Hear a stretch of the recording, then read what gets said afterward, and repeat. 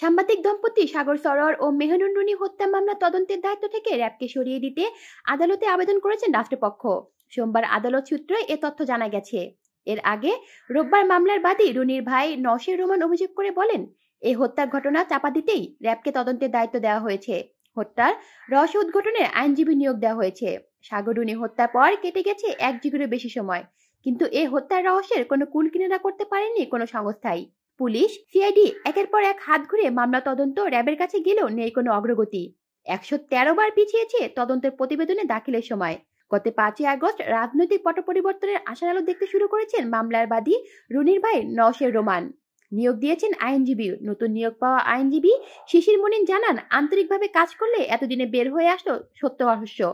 তদন্ত পিবিআইকে দিতে আদালতে আবেদন করা হবে। 2012 সালে 11 ফেব্রুয়ারি রাজধানী পশ্চিম রাজারবাজারে নিজের বাসা থেকে সাগররুনির মরদেহ উদ্ধার করা হয়।